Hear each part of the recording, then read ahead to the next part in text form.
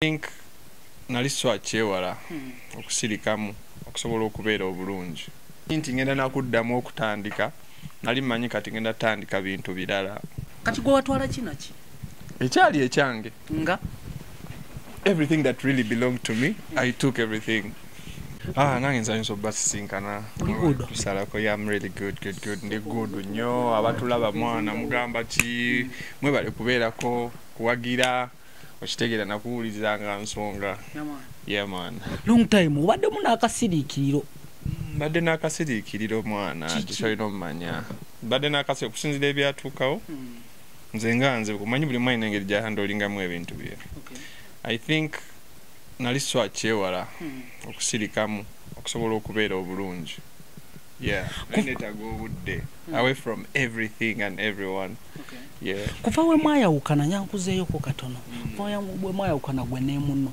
challenge sizosinza okusanga ng'otandika omugendo gwo omu challenge zensinza osanga kale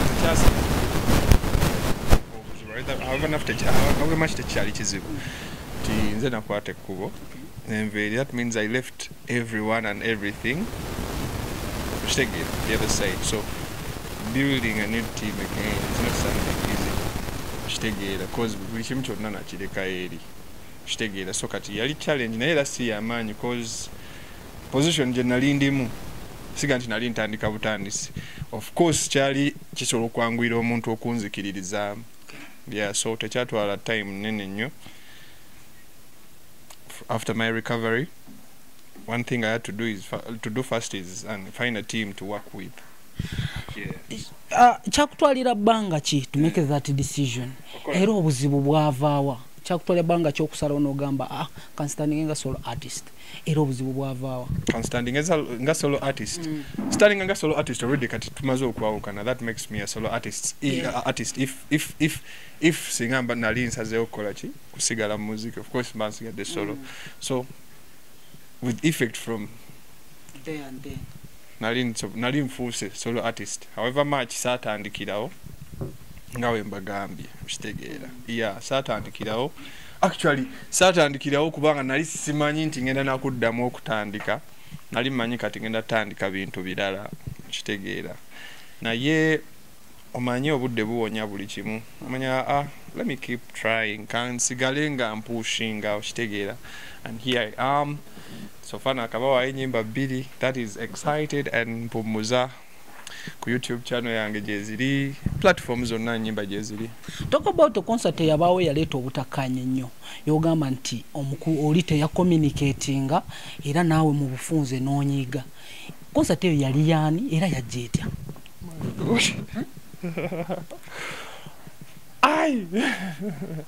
kati ate bya concert gwe wabijjeebwa bannangi kimanyiddwa nti waliwo concert mwali mutegesa ababiri ate ye n'ategeka eyiye ng'omuntu ate gwe nga tomanyi concert babiri to clear the air tutegeka nko concert babiri concert kye yategekebwa eyakuleetera tewali concert yategekebwa kubanga singa yategekebwa singa yabaawo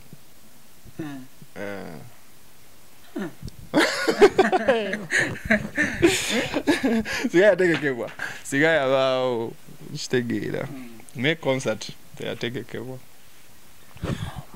kimanyiddwa nti gwaleeta omugagga eyalaba gatta ababiri oyo omugagga yaddawa sinze naleeta omugagga in fact by the time when I joining Dr. Brain already yali ayogera n'omugagga naye nga tebakolangako bombi so when I joined Dr. Brain netutandika okukola n'oyo omugagga naye omugagga sinze namuleeta yaddawa akyali ne Brain no takyalinaffe talinange talina gwali mukama bambi amukwatireko kyonna kyayitamu asobola okiyitamu mwawukanye omabbye waya omulala tutte ne microphone omulala tutte emizindaalo nga mweyuzaayuza nnyo okutuuka ku ekyo buli omu okugabana n'ebintu bye mwali mumaze okukola ababiri buli omu yalina otwala ekikye kati gwe watwala kinaki ekyali ekyange nga everything that really belonged to me I took everything naye buli kimu ekikye nebye nali nagenda nabyo ebimu ebibye nabimuweereza nabimuwa singa kisoboka naga muganda wange tuddemu tukole fenna. Could you give him a chance? Right now, I'm not looking forward to working with anyone else. Ne watabaye. Yeah. Aliyagadde nsoke ndakeko ku bantu nti nange nkola ki nsobola cause amanyi gange tegali mu dduo. Kitegeera. Amanyi gange Mukama yagampa nganze. Waliwo akavidiyo kama kalabika ku weekend ng'olinga atali happy na content wo na wakawo na effort yo era n'olagira omukulu music mukole ki music wange ngafuluma kumu kijja kitya era music walekayo yenkana ki? Sija gamba nti music wange to put the point clear, of course, and good enough we talked about this ne tubimala. Sija gamba nti music wange oba oluyimba lwange oba ennyimba zange, no, like me and Doki, we used to work akolako party ye nange nenkole yange. That means tuinako double efforts, tuinako equal rights okitegeera. But unfortunately, out of the blue kumikutu gino ndolaba like my work ngambe kale waka gwe twakola naye nga party yange party zange zisigaddemu abaana bakola ki bazimba okitegeera. So I tried to reach out Bambi to this to him, like to reach out naye sasobola kumufuna. Then I thought it was intentional nze obutamufuna okitegeera. So that is why navaayo ne character abantu gye batamanyiddemu okitegeera. Kubanga saagala ntalo ndi musajja wa mirembe nnyo okitegeera. So kati ekyankozesa ekyo nti nga wogambye soogera nali nsirise ebbanga ddene. So I start seeing this work. I tried to find a way to solve it ebitali bino bya okitegeera nga bye nakoze okitegeera. Nabikoze kubanga that was the last option. I think nabyo nkola ki nga mbisobola just lwakuba I never want to take that route okitegeera. But good enough we nalabise nga nkola ekyo omukulu yavuddeyo he contacted me netwogera okitegeera netwogera kwegamba nemmanyi obuzibu bwe bwavudde oba actually it was not like me like nga sagala nti kumanya oba buzibu bwako oba okitegeera nabadde njala if the practice is on it should stop okitegeera because bwe tubanga tulina ennyimba nnyingi ntandise owulirako olumu then what about others okitegeera. So the message was not only to him alone, to whoever out there who has our work, because next time it could be a producer. Na akemebwa tubadde nga tukola n'abantu bangi n'akemebwa n'awaayo waaka waffe kuba nkiwa naye tekijja muyisa bulungi singa aba akirabye bw'atyo okitegeera. His efforts are his efforts just like my efforts and my efforts nga bwe twali twazigatta. If it's to part again, at least ezange zirekebwe oba ezize zirekebwe if I decide to take. Okay, effort zaalizamu ababiri kibaddewo olulabye lumulufulumye kati mwaki concludinze mutya, is he going to pay your part of your effort? No, I don't want any payments. Yeah, cause tulina ennyimba nnyingi nyinza obutadde okukabira luyimba lumu. My issue here was to stop the practice cause nga bwe nkugamba ewali omukka tewabula ki so nga tegunnafuuka muliro saagala guseesebwemu wabula nayiyeeko amazzi ku mukka nga bwe nkugambye to create awareness. So okogerezeganya kukyaliwo you guys talk asookwate singa kuba anti kati Duli kale kangaye kukyaliwo just simanyi kyaliwo anyway yamala nambuulira his phone was faulty, that's why I could not reach him okitegeera ate kati nengezako tuma abantu kyali kubaka tebabutuusa ne bakubulutikinga. No, tebambulutikinga bweyanga nti no simu nfu nemanya nti kuba tekwaliko blue tick. There were only 2 ticks naye nga teziri za blue okitegeera. So the message is not viewed okitegeera. It was not viewed. That's when I sent in someone else to go and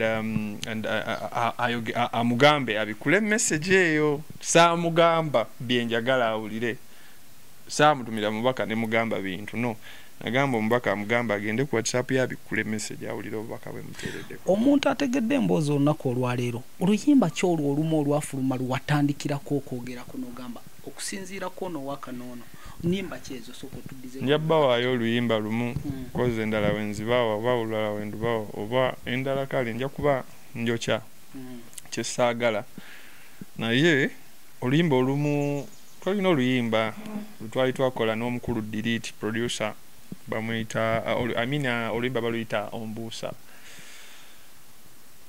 okitegeera so kati nze ngenda owulira oluyimba piisi yonna first of all nasooka nempulira party za Doki nga we lutandika kozi yalutandika okitegeera neŋŋamba maybe yakoze eki yalugyewo ye nga ye but ngenda owulira ate nezange party zakoze eki zasigaddemu ate nga they were supposed to be scrapped out ne bajjuzaawo ebirala because this was my bwongo bwange, this is the way I do my thing and it is not free okitegeera and not even being free, it's not for sale.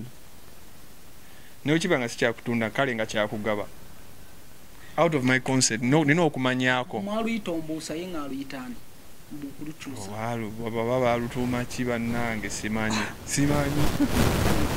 balutuuma ki oba simanyi naye nga omuyimbi gwe mmanyi omuyimbi some guy yali awo bamuyita oba plex biki plexstar something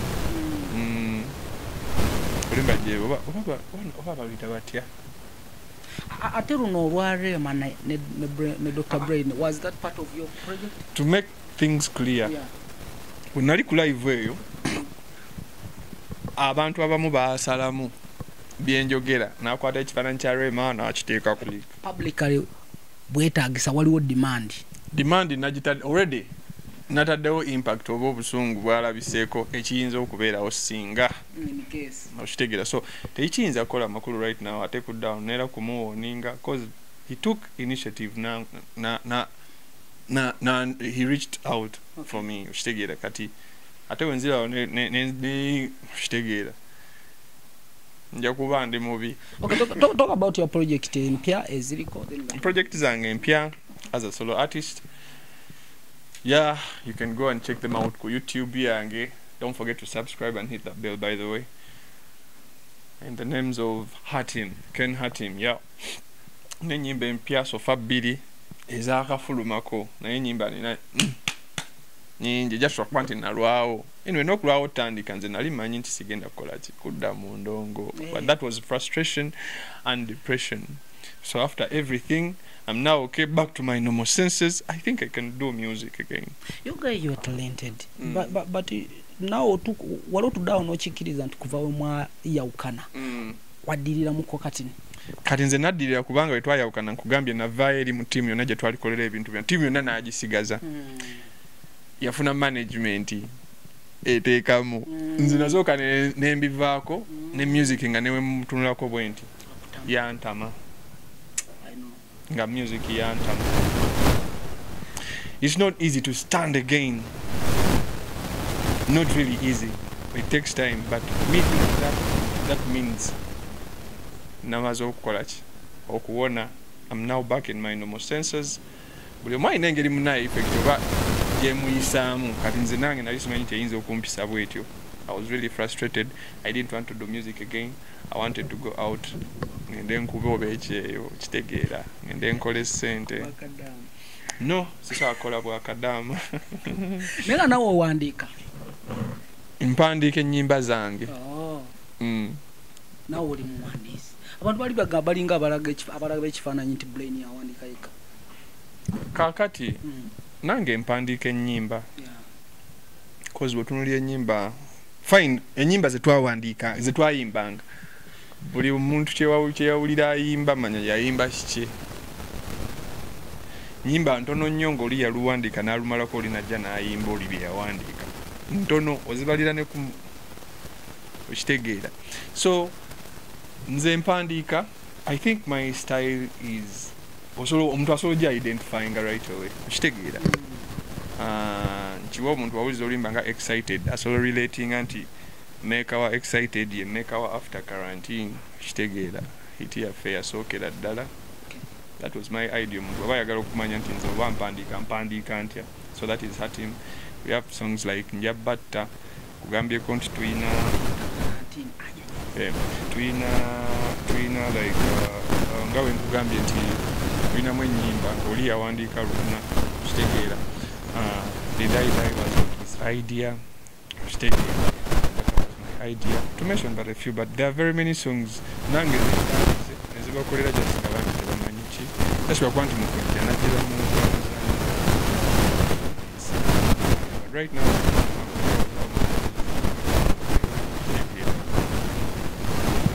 Biba Serafina kaunye Mr. Citizen Zero Genius Official wamwite hati ndozi show tugenda kudda mu another phase batugambye ayina amwagala okufa obufi aje oyo jagala kati just kano kazanya ka Afrika tene oyo yeta sobola jagala kano what I'm still standing than both. This is there. Nzinona? Nzina. Hey, anti omuliro gwaliwe ngate banetondera. Yotaka kamera nkoleka na. Malirize. Mzaja yetonda lwaki nsigala mukuba. Teka yoka na katono kamalirize. Efana hivyo nabye batekanga ngatuga ize nyimba zebaba abo ba blogger bali batambuza waka waabwe. Nayo ebifana tekuli luimba lwa Taxi Vibes, tekuli luimba lwa Rema, tekuli luimba lwa Pretty Punk. Kuzana mkazana katono hivi. There is there and the truth. Bibuzo chi. Better than you. Who? We don't know. Financially. Musically. Tugende.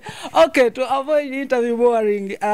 Twata demukano ke baita quick interview in.